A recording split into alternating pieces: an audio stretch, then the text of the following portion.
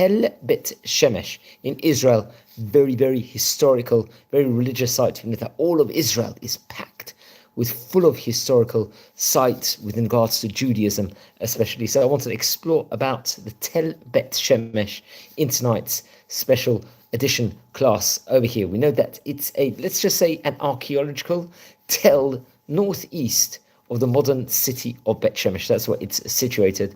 I think around the time period of the 1830s, it was described as biblical Beit Shemesh, and it was, I think, at that stage known as Ein Shams.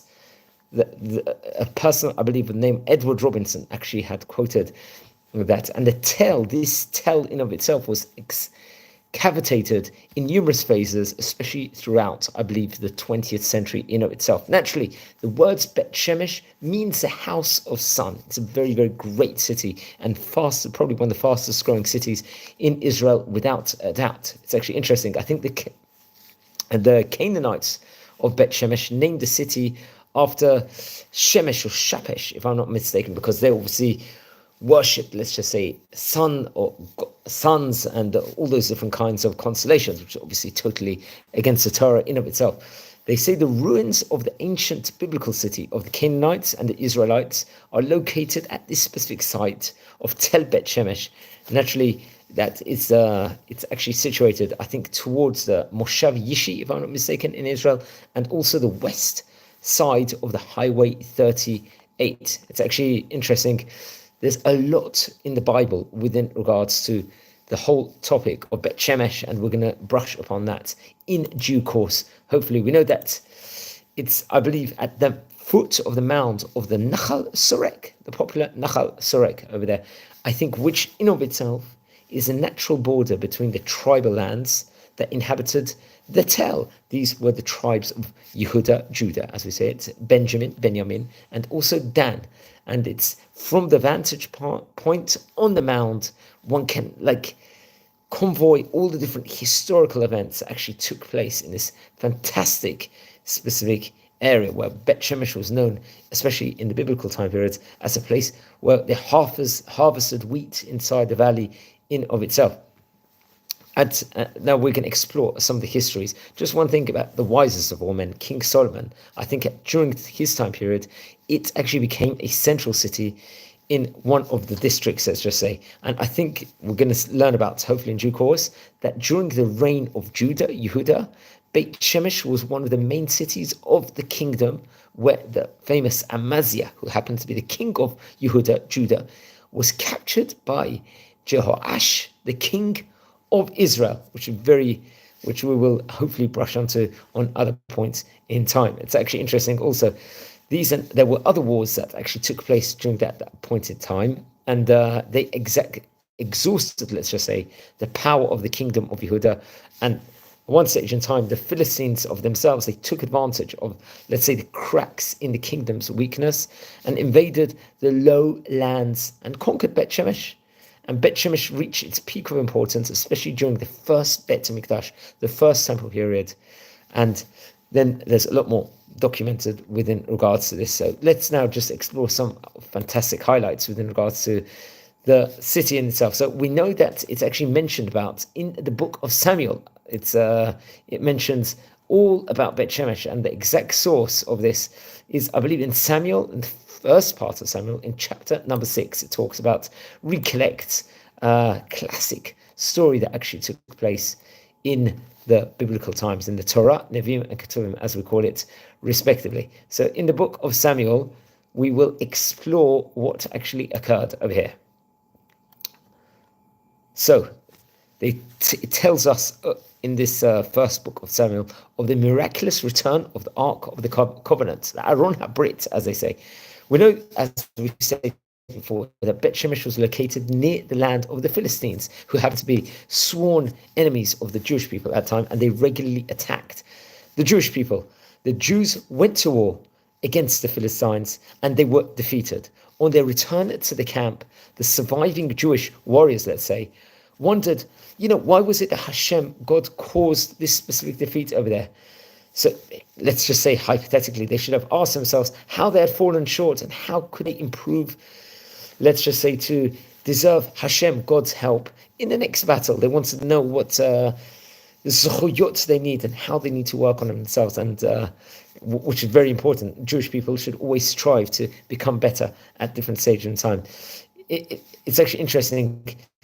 They didn't want to necessarily work so much on maybe their shortcomings, so they attempted, let's say, to embrace Hashem in another way. So they brought the Ark of the Covenant, the Aron HaBrit, with them into battle. They thought that having the Ark over there obviously will bring divine assistance and would save them from their enemies. But this plan ended up failing, and the Jewish army lost the next battle, but they also lost the Ark itself, the Aron HaBrit itself. It was captured by the Philistines and it was placed inside, let's say, call it their pagan temple over there. The Philistines, they thought that they had defeated, let's just say, emphatic victory against the Jewish people, but they were mistaken, because Hashem, God, would not tolerate the terrible treatment of this holy ark over here. It's actually, I believe, that first the idol in the Philistine temple fell and broke. This is what happened when they had the ark, the Jewish ark, in their vicinity. And then Hashem actually struck the Philistines with different diseases, uncomfortable and unpleasant diseases. And the Philistines themselves actually recognized that they had disrespected the ark, the sanctity of the ark, and they realized that, I think, it caused the epidemic, and they decided to return it over here. And this is where we're going to talk about what actually occurred. So the Philistine leaders at that point in time placed the ark on a cart together with gifts for the Jewish, for Hashem. And they sent the cart driven by, cows to the closest city. And this happens to be Beit Shemesh, famous site over here. And at that point in time, the farmers in Beit Shemesh were harvesting their wheat. And they spotted the ark and they rejoiced. The wagon stopped in the field of Beit Shemesh, resident named Joshua. On his field stood a large stone, and the Levites of Beit Shemesh transferred the ark onto the stone. And the others brought korbanot, as we call it, sacrifices to Hashem in itself. And they actually say, the commentators say that there was a lack of respect at this stage in time, for the ark, because of what they did. So Hashem actually struck and killed many people. And the residents at that point in time, Beit Shemesh, sent messages to various cities nearby. I think the city was Kiryat Ye'arim, asking the people to come and pick up the holy vessel. And the residents of Kiryat Ye'arim treated the Aron HaBrit, the ark itself, with the proper dignity, and it remained with them, I believe, for the next 2 decades. And it's actually interesting. I believe in the year 2019, there was archaeologists of the name Lederman and Bonimovitz. They discovered a large stone that seemed the right size to fit the ark, and they, I believe, hypothesized, that this may have been the stone mentioned in the book of Samuel in chapter number 6, which is very, very interesting, because we've spoken about this already. And this is very much a story that is featured in Sefer Shmuel. It's actually interesting, just to quote, the archaeologists find a table. It was a report, I think, which was compiled by Donna Rachel Edmonds, which was, I think, retrieved during the February 2024 period of just this current year. In of itself, the article itself was called "The Archaeologists Find a Table Where Ark of Covenant Once Sat." So I'm using a Chabad website over here, an excellent Chabad website where it's got a lot of, excellent sources within regards to various different Jewish topics, and especially within regards to this specific topic in of itself. Now, again, it was mentioned in the times of the kings in the book of Melachim over here.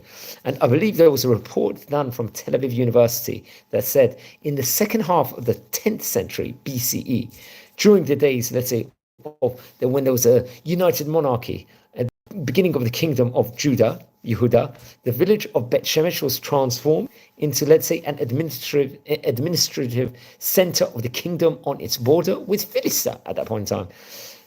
This is what I'm just quoting from the Chabad website. The archaeological remains show evidence of considerable planning and investment in buildings. An elaborate system of the fortifications was discovered on the northeastern side of the Tel. The main elements are a piece of a massive wall with a large retaining tower in front of it and a series of, let's say, casemate rooms adjoining the walls from the east. A hidden passage in the city wall enabled an emergency exit from this specific town. This was what was reported over. By the way, I'm using the Chabad website over here. They've got an excellent library with excellent sources over here. I think this was an article actually called A Biblical Border City Between Judah and Philistia. Once again, it was retrieved. I don't know the exact date when it was actually written in of itself, but it was retrieved in February 2024. This happened to be. So we know, just to add, over the years, obviously Beit Shemesh has grown. It's developed a large olive oil production industry, as well as an ironsmith workshop. And this specific report, I believe, of Tel Aviv University actually states that dozens of iron implements and slags were found within the workshop, the earliest of its kind in Israel. And at a later stage, the function of the area changed the buildings for storage and distribution of some agricultural commodities, replaced the blacksmith's workshop. The buildings contained fragments of numerous pottery storage vessels, remains of oil crushing basins, oil presses, and stone weights. This was all used in the formation of oil extraction, and it was found in buildings by all three expeditions, let's say, excavating at the site. So that's very, very interesting also about the whole pottery and the history of Beit Shemesh. Now, what's also very, very widely well known and also featured inside the Tanakh, the Torah, Nevi'im, and Ketuvim, is the famous war between the two Jewish kingdoms. I believe this is in the Book of Kings in itself. So it actually took place, this war, in Beit Shemesh. So we've already spoken about various different occurrences that actually happened in Beit Shemesh. So this is actually featured, I think, in the second book of Kings, in chapter number 14. This is recounted over, so I very much recommend everyone to actually look into this, what I'm about to say now. So at that specific point in time, the southern kingdom of Judah was ruled by King Amaziah, and the northern kingdom was by King Yehoash over there. And King Amaziah, encouraged, I think, at that stage in time, by there was various military successes against, let's say, the Edomites, who challenged, I think, the northern kingdom to war. So King Yehoash replied, let's say, with a scorn, and advised King Amaziah to stay away. But King Amaziah did not listen. The decisive, so this specific battle they had between over here was actually in Beit Shemesh, it's recorded. And the northern kingdom emerged victorious, capturing King Amaziah, and they marched on to loot Jerusalem. This is what's very, very interesting. There's also another interesting site within regards to Tel Beit Shemesh, the water reservoir over here. It's an archaeological discovery at the Tel Beit Shemesh. It's a large water reservoir from the King's period of itself, the Book of the Kings, which we just mentioned. And I'm quoting again the Tel Aviv University report. It states, to guarantee the water supply of the governmental town, a large sub-terranean reservoir was quarried. The rock-cut reservoir is of a cruciform in shape, with 4 large holes coated with thick hydraulic plaster. Capacity is about 800 m3 of rainwater collected from town streets by plastered channels. One may descend down into the underground halls via an impressive entrance complex constructed of a stairway partly built and partly cut in the rock. Huge cigar-shaped stones cover the stairway passage. So that's very interesting also. So you can see how this Tel Beit Shemesh, I recommend everyone that's coming to Beit Shemesh to actually visit this place. Once again, I think the name of this specific article is A Biblical Border City Between Judah and Philistia. So I think it's extracting from this specific article, which we have quoted just only a few moments ago. Now, captured by the Philistines, the last mention of Beit Shemesh in the Torah, Nevi'im, and Ketuvim is during the reign, I believe, King Achaz of Yehuda, of Judah. He happens to be the great-grandson of King Amaziah, and Achaz was written as let's say, an evil king who instituted idol worship, avodah zarah, as we call it in Hebrew. I believe also child sacrifice. It's actually quoted in this article in the country itself, and I'll get to you a source for this over here. I think this comes from actually the second book of Kings in the 16th chapter. The verses are between 2 to number 4, which is interestingly enough over here. So let's continue. So we spoke about, so his evil deeds cost him, let's say, Hashem's divine assistance or protection in war. And the enemies attacked the kingdom of Yehuda, winning battles, and he took captives also. Among the cities captured by the Philistines was Beit Shemesh. So that's another very historical thing. And I believe that's the last thing that is recounted over in the Tanakh. It's actually coming from this actual last bit of information from the book of Chronicles, the second book of Chronicles, in chapter 28, in verse 18 also, so which is very, very interesting enough. So we've already explored a lot of history in this city over here. And we also see that later in history, Achaz's son and the successor Hezekiah was a righteous king who cleansed Yehuda of, let's say, idolatry, the avodah zarah that was taking place, and he restored like God's greatness inside the place, and he did a proper service inside the Beit HaMikdash. I think this is actually featured over in the second book of Chronicles in chapter 29, if I'm not mistaken. And God was with him, and then they defeated the Philistines also. So that's also quoted over. I believe that is also now coming from Kings chapter 18, verse number 8 inside that chapter in of itself. So there was that was featured at the after stage. So we quoted King 16 only just recently, and now we're quoting Kings 18, that specific book. Now, during King Hezekiah's reign, both the northern kingdom of Israel and the southern kingdom of Yehuda faced the threat of the conquering Assyrian army, and the kingdom of Israel at the stage in time was defeated by the Assyrians, and its residents were exiled. Though Jerusalem was spared by miraculous means, the kingdom of Yehuda suffered heavy losses. Beit Shemesh was one of the towns that fell to King Sennacherib of Assyria. And I think the Tel Aviv University is going to report this specific information also. The Beit Shemesh was destroyed by the Assyrian king Sennacherib in his campaign against Yehuda, I believe in 701 BCE, and then it was abandoned. But I believe in the 7th century BCE, some Judean families actually returned, refurbished the water reservoir, and lived for a while in this vicinity. They say many pottery vessels, broken while drawing water, remained embedded in the thick layer of silt accumulated at the bottom of the reservoir. This attempt by Judean families to settle in Beit Shemesh once more was, let's say, resented by the Philistine neighbors, or the ruling Assyrians at that point in time. And this was obviously due to the fact that the Shepelah was wrenched from Judah by the Assyrians and given to the Philistines so that they could use its agricultural yield for the tremendous olive oil industry that emerged at the Philistine megacity of Ekron. And that's the name of the city of that specific area. So to ensure the abandonment of Beit Shemesh, the entrance to the reservoir was deliberately blocked, it's reported over in this document over here, with 150 tons of earth and debris. This was reported over in once again the article of a biblical border city between Judah and Philistia, which we've mentioned already on several occasions over here. Okay, so let's speak a bit more. So I believe I continue what's quoted over here. For decades, there was archaeologists thought that, let's say, for Beit Shemesh, it might be the end of this specific. I mean, it's going to be difficult to extract information on this. However, I believe in the year 2018, it's quoted over that Israel's National Transport Infrastructure Company decided to expand. There was a Route 38, which happens to be, I think, the main highway between Beit Shemesh and Highway Number 1, that obviously leads to Tel Aviv and to Jerusalem. So a very, very famous highway, which is very dependent on many places in Israel. I think mandated by Israel law, before engaging in road expansion, the company conducted a salvage excavation on the eastern side of the Tel Beit Shemesh to make sure that no valuable archaeological resource would be lost due to the construction, because obviously we want to preserve the sites of Israel.